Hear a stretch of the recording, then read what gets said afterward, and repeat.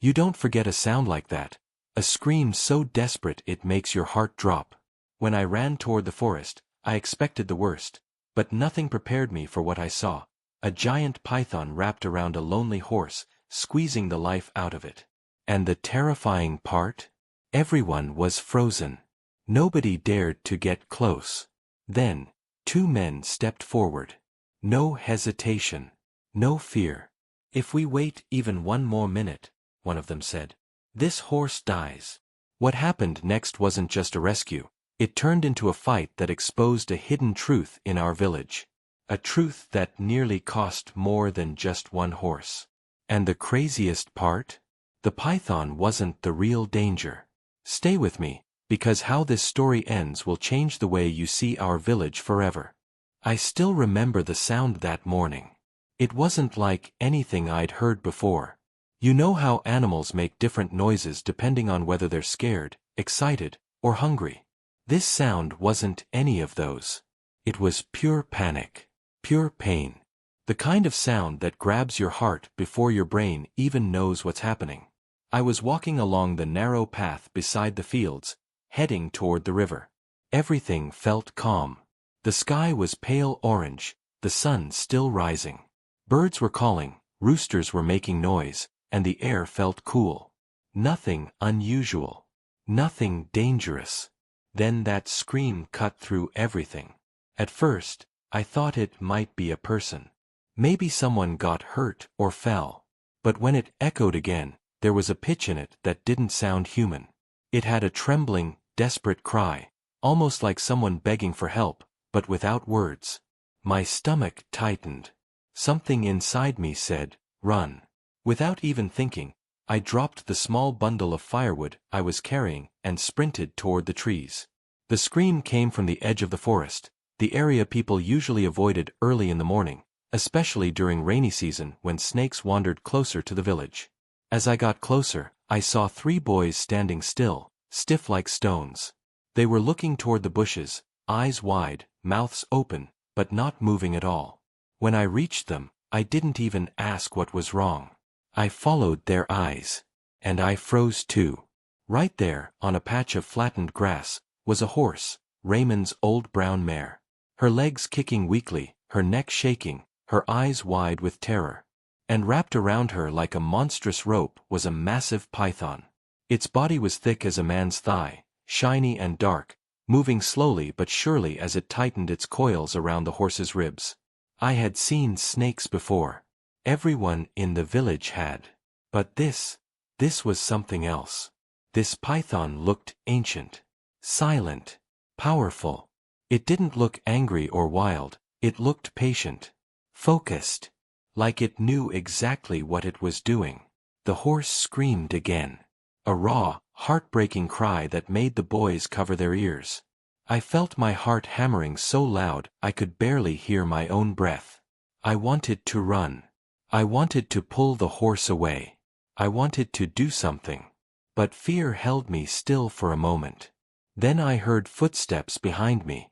Ian and Horace appeared, both breathing hard as if they had run from far away. They weren't shocked. They weren't frozen. They were already thinking. "What happened?" Horace asked quickly. "The python," I said. "It caught Raymond's horse. It's tightening more." Ian didn't waste a second. "We can't wait," he said. "If the ribs break, it's over." He stepped forward, closer than I would ever dare, studying the python's position. He looked calm, but his hands were shaking slightly. Horace grabbed a long fallen branch from the ground and tested its weight. It wasn't strong enough. He tossed it aside. The boys behind me whispered in fear. "Don't go near it," one said. "It'll kill you too," another said. But Ian didn't listen. He had that expression he always got whenever something scared him, the same expression I saw when he once jumped into the river to save a drowning goat. His fear didn't make him freeze, it made him focused. "Go get ropes," he said sharply. "Long ones. And call some men. We can't do this alone." One of the boys ran toward the village. The others stayed rooted, too scared to move. I stepped closer. What can I do? Stay behind the horse, Horace said. Don't go near the head. And watch the coils. If it tightens more, shout. My mouth felt dry as I nodded. The python shifted slightly, tightening its muscles. The horse kicked again, weaker this time, and its breathing became fast, short, and shallow, like it was running out of air. I felt helpless. Completely helpless. Minutes felt like hours until finally we heard footsteps and voices. 3 men from the village arrived, carrying 2 ropes, a thick wooden pole, and a long metal hook used for pulling down broken branches. They looked nervous but determined. What's the plan? One man asked. Ian pointed. We loop the rope around its neck. If we control the head, we can make it loosen. That's dangerous, another man said. If it turns on you, it already has the horse, Ian said. If we don't act now, the horse dies. We don't have time to argue. His voice didn't sound angry, just firm. Steady. The men exchanged looks, then nodded. We circled around slowly, making sure not to startle the python. It lifted its head slightly, tongue flicking out, testing the air. It sensed us. It knew we were there. But it didn't loosen its grip. The first rope was tossed carefully toward Ian. He crawled a little closer, almost lying on the grass, trying to get the rope underneath the python's neck. His face was barely a foot away from the massive head. My heart nearly stopped. Horace moved to the other side, ready with the wooden pole. If the snake lunged, he would try to block it, but we all knew a wooden pole wouldn't stop a python's bite. Ian whispered, "Hold the horse's neck steady." I placed my hands gently on the horse's head. It was shaking uncontrollably. Its breath was hot and fast. I whispered softly, not knowing whether the horse could hear me or not. It's okay, we're trying, just hold on. Ian finally slid the rope under the python's neck and pulled it around. The men grabbed the ends and held tight. The python jerked, angry and startled, tightening for a moment. The horse let out a soft, painful grunt. Now! Ian shouted. Pull! The men pulled the rope as hard as they could. Horace pushed the pole under one of the coils, trying to make space for the horse's ribs to expand. The python hissed loudly, a deep, chilling sound, and tried to turn its head, but the rope held. Pull harder! Horace shouted. For a moment, nothing changed. Then slowly, very slowly, the grip loosened. And that was the first moment I felt a tiny spark of hope. But none of us knew then. This rescue would expose a secret in our village. A secret that had been ignored for far too long. The moment the python loosened its grip even a little, the air around us shifted. It felt like the entire forest was holding its breath. The horse, half conscious, let out a weak groan as its ribs finally had space to move again. But the danger was far from over. A loosening wasn't the same as letting go. Ian knew that better than anyone. Don't celebrate yet, he muttered, his voice low but steady. It's going to fight back. And he was right. The python twisted violently, its massive tail whipping across the grass. One of the men stumbled backward. Another barely dodged the striking motion of its head. The rope strained as the creature tried to break free. Hold it! Horace yelled. Don't let the head turn. But controlling a creature like that wasn't simple. Every time one of us moved, the python shifted. Every time the python twisted, the horse cried softly. It was weak. Too weak. Its legs trembled. Its eyes blinked slowly, as if it was slipping away. We don't have much time. I shouted. Ian crawled closer again, moving with careful, deliberate steps. He reached for the second rope. We go for the midsection, he said. If we stop it from coiling again, we can unwind the rest. That's too risky, one man said. If it flips, it might catch your leg. Ian didn't even look up. I'd rather it catch my leg than crush this horse. No one argued after that. While the others held the first rope tight around the python's neck, Ian slowly moved toward the thickest part of the body. The python was focused on freeing its head, twisting and pushing, but the rope pressure made it hesitate. Horace positioned himself near the tail with the wooden pole. "When I lift this coil," he said, "slide the rope under." "Got it," Ian replied. The python suddenly jerked again, and I felt the earth thud beneath its weight. It was incredible how strong it was, even while trapped. Its muscles rippled under the sunlight, tightening and relaxing in waves that made my skin crawl. Horace steadied himself, waited for the right moment, then pushed the pole under the python's body with all his strength. The coil lifted just a few inches, but it was enough. "Now!" he shouted. Ian slid the rope underneath, looping it fast before the python slammed its body back down. The pole bent from the pressure but didn't break. The men pulled the second rope tight. Immediately, the python's movements changed. It writhed more aggressively, swinging its tail at whoever was nearest. The rope around its neck tightened as it thrashed, preventing it from turning its head toward us but increasing the danger for itself. "Careful," Horace warned. "If it panics too much, we lose control." "Just don't let go," Ian said. "Not for a second." I glanced at the horse again. Its breathing was uneven. Its body trembled uncontrollably. The area where the coils had squeezed hardest was already showing deep marks, dark, swollen, painful-looking. "Stay with us," I whispered. "Don't give up. Please don't." Suddenly, the python twisted its lower coils, trying to wrap around Ian's leg. He leapt back just in time, falling onto the ground. "Ian!" I shouted. "I'm fine," he said, scrambling up. "Just keep pulling." The men tightened the two ropes in opposite directions, stretching the python's body in a way that made it nearly impossible for it to wrap itself tightly again.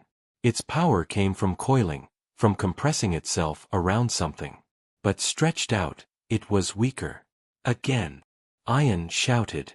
"Pull together." Everyone heaved in unison. The python lost more leverage. Its coils loosened further, sliding off the horse's ribs. Each second felt like an hour. The python's head lifted slightly, mouth open, tongue flicking rapidly. Pure instinct, pure fury. "Horace, help me with the tail," Ian called. They moved together, grabbing the tail carefully with the wooden pole and their hands, trying to guide it away from the horse. The python tried to re-wrap itself, but the ropes held it stretched out. "Pull the tail straight," Ian ordered. "We can unwind it manually." One man hesitated. "You can't just uncoil a python like a rope." "You can when it's stretched and outnumbered," Ian said. "Just trust me." So they tried. Slowly, carefully, they lifted the thick coils off the horse, one by one. Every time a coil was removed, the python twisted, almost like it was trying to grab onto something, anything, to regain control. But with each coil removed, the horse gained space to breathe. Its chest rose slightly deeper. Its trembling slowed. Hope grew with every inch of progress. At one point, the python's head lunged forward a few inches, but the rope pulled it sharply back. "Hold tight," Horace shouted. "If that rope slips, someone gets bitten."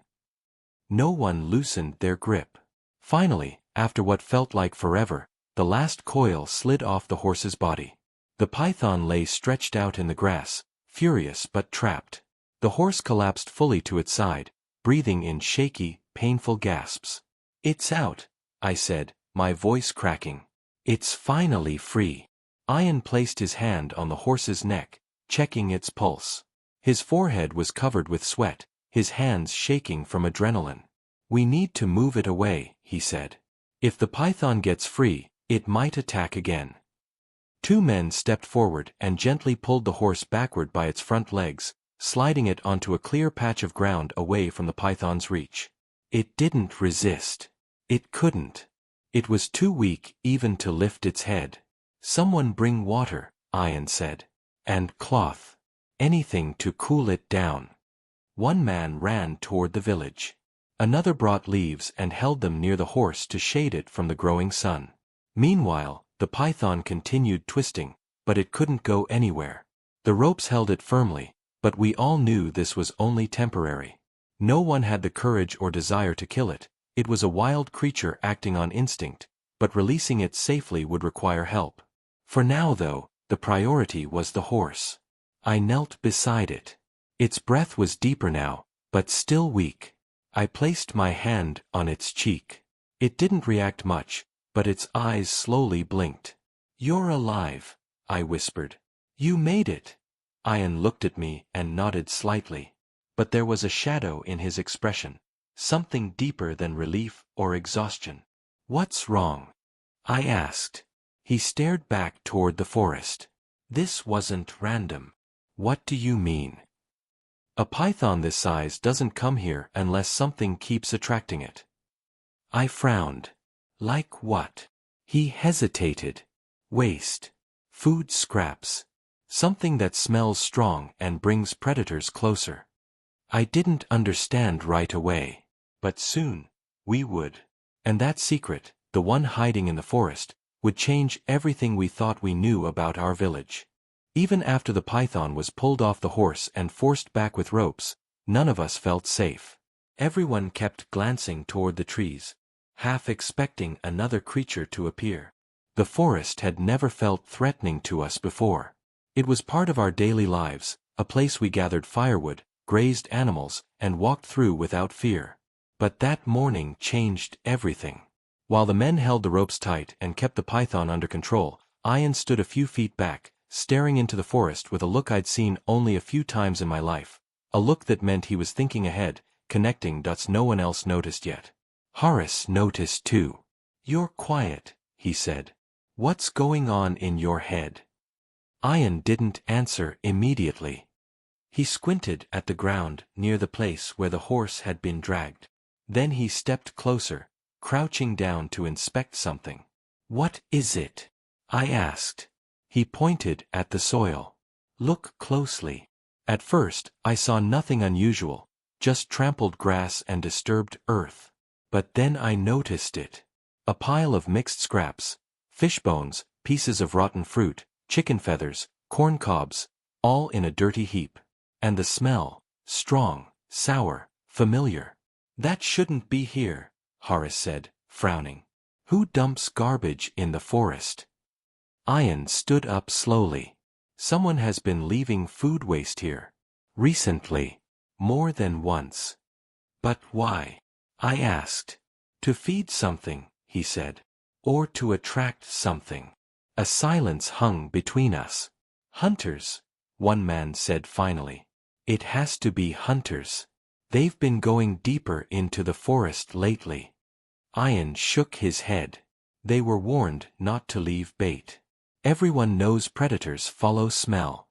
He pointed toward the village. "If a python this big came this close, something pulled it in. Something strong enough to override its natural fear of open fields." My heart sank. The idea that this attack wasn't random, that someone had indirectly caused it, made my chest tighten. While we were still processing everything, Raymond arrived, running, breathless, sweating. His face turned pale when he saw his horse lying weakly on the grass. He rushed to its side, kneeling, touching its neck with trembling hands. "Oh God, my poor girl." "It's alive," I said softly.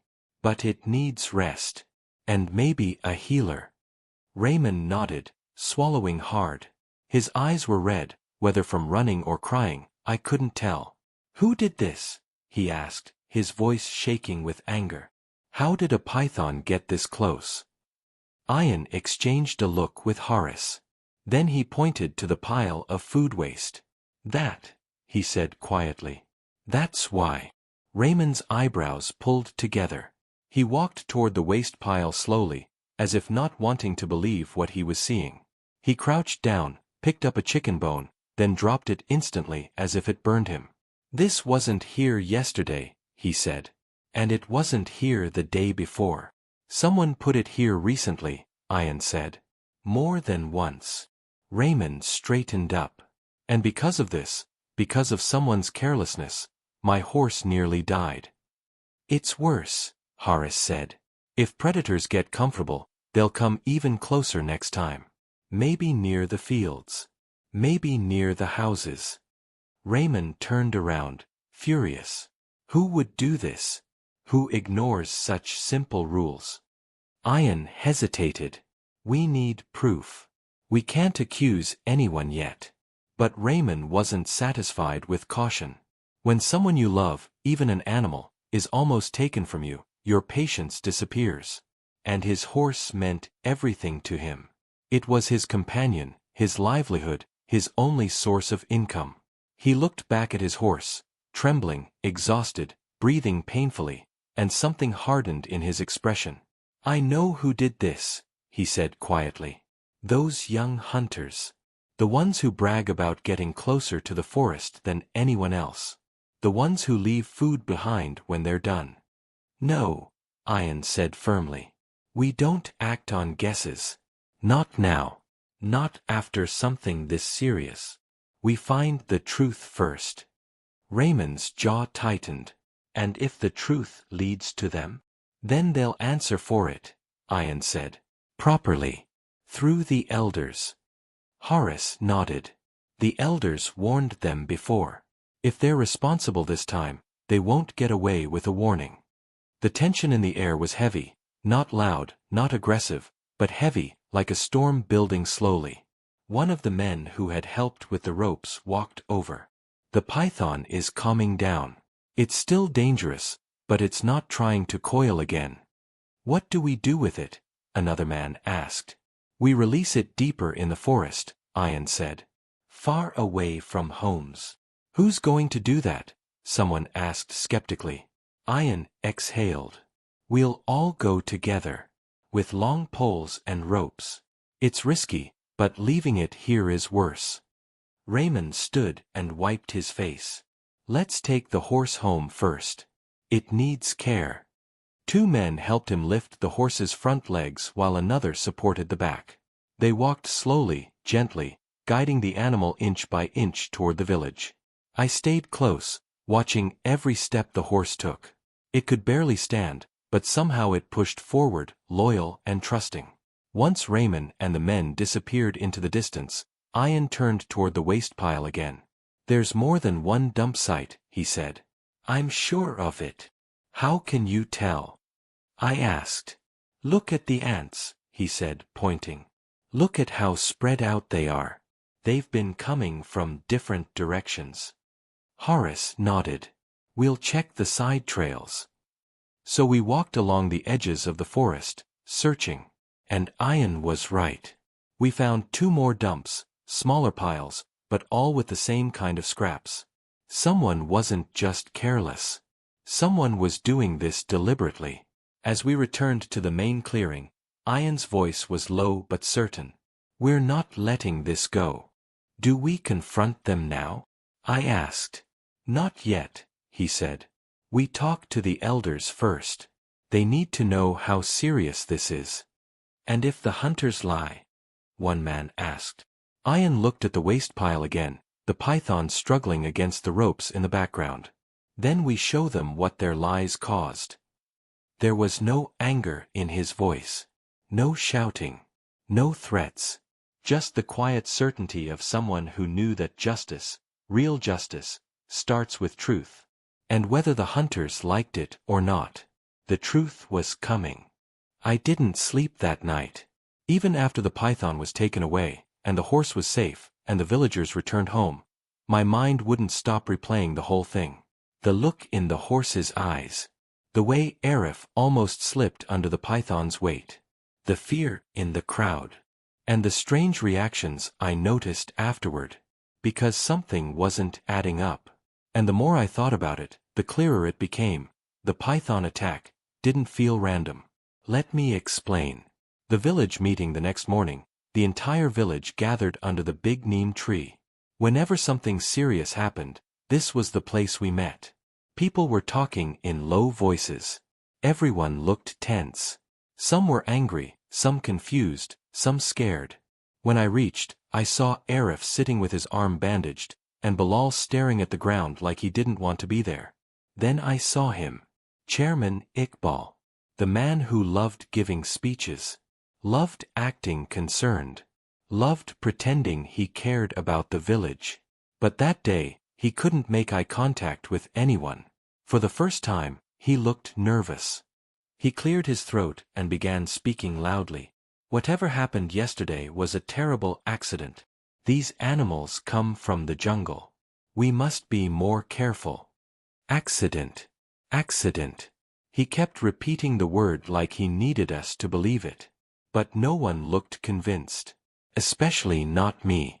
Because earlier that morning, I had gone back to the exact spot where the python attacked. And I saw something strange. There were fresh tire marks, deep in the mud. Like someone had driven a vehicle into the forest recently. Not a normal path. A hidden one. The same narrow path leading to the old storage shack that only a few people knew about. A place where villagers were not allowed to go. A place controlled by Chairman Iqbal. I didn't say anything yet. I waited. Because I wanted to hear who spoke first. The first voice of suspicion, an older farmer, stood up. His name was Malik Sahib. Quiet man. Hard-working. Always minding his own business. But today, his voice shook with anger. I found something last night, he said. Something that proves the python didn't just wander here. Everyone turned toward him. What do you mean? Someone asked. Malik Sahib took a breath. There were pieces of a goat carcass near the forest, he said. Fresh. Cut clean. Someone used it as bait. The entire crowd gasped. Even Arif's eyes widened. Bait. For a python. But why? Chairman Iqbal shook his head quickly. That is nonsense, he said. Goats die all the time. Wild animals drag them. But his voice wasn't confident. It sounded shaky. Defensive. Then Bilal stood up. And that's when everything changed. Bilal's confession, I saw something too, Bilal said quietly, staring at the chairman. The chairman's face went pale. What did you see? I asked. Bilal swallowed hard. 2 weeks ago. I saw a man take a goat from the community shed. He cut it and left the pieces inside a sack. People murmured. Who was the man? Someone asked. Bilal hesitated. He looked scared. Really scared. Chairman Iqbal glared at him. A sharp, warning look. But Bilal continued. It was someone working for the chairman, he said. One of the hired guards. Silence. Heavy silence. Everyone stared at the chairman. My heart dropped. Because suddenly, everything made sense. The random python attack. The fear in the villagers' eyes. The tire marks near the forest. The restricted storage shack. The chairman's nervousness. This wasn't an accident. It was something else. Something bigger. What the chairman wanted to hide forcefully clearing his throat, Chairman Iqbal said. This is ridiculous. You're all imagining things. But nobody believed him. Because for the first time ever, villagers were looking at him with suspicion, not respect. Arif stepped forward. Then why was the path to your storage area disturbed yesterday? He asked. The chairman blinked. I don't know what you're talking about. But he did know. I could tell. Because the moment Arif mentioned the path, the chairman's hands began trembling. You're hiding something, I said calmly. The chairman's jaw tightened. Enough, he snapped. Unless someone has proof, stop accusing me. But people weren't backing down. Not this time. The missing animals case suddenly, an elderly woman stood up. My goat went missing last month, she said. Another man raised his hand. Mine too. And another. And mine. Soon, almost a dozen villagers spoke up. All of them had lost goats in the past few weeks. Nobody ever found the bodies. Not bones. Not fur. Nothing. At the time, everyone blamed wild dogs or thieves. But now, with what we learned yesterday, it was clear, those goats were not stolen. They were taken deliberately. They were used deliberately to lure giant pythons closer to the village. and the person who controlled the entire area, the only person with access to the storage shack, was Chairman Iqbal. Why would he do that? Someone finally asked the question that had been on everyone's mind. But why? Why would you bring dangerous animals closer to us? Chairman Iqbal's silence said everything. He didn't even attempt an answer. He just stared at the ground, avoiding everyone's eyes, because the truth was ugly.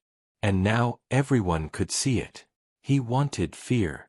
He wanted control. A village that's scared is a village that depends on him. A village that listens. A village that doesn't question his decisions. By creating danger, he could justify new rules, higher fees, more power. But he didn't expect a python to attack a horse. He didn't expect two men, Arif and Bilal, to fight it. He didn't expect the entire village to witness the truth. And he definitely didn't expect us to start digging. The turning point for a moment, no one spoke. Then finally, Arif said, "You put the entire village in danger, just so you could look like a hero." I added, "And that python almost killed a horse because of you." People began shouting, "You betrayed us. You used our animals. You lied to the whole village. Do you know what could have happened to our children?" Chairman Iqbal stepped back, overwhelmed. I didn't mean, but no one was listening to him now. His mask had fallen. His lies were exposed. And the entire village finally saw him for who he truly was. The decision. Then someone said the words that marked the turning point, "We need justice." And another voice added, "We won't stay silent anymore." Arif looked at me. Bilal looked at me. And at that moment, I realized, this wasn't just about a python attack anymore. This was about uncovering the truth. This was about protecting the village. This was about standing up to someone who had abused power for too long. The next step was clear. We were going to expose the chairman completely. But how we did it, and what happened next, was bigger than any of us expected.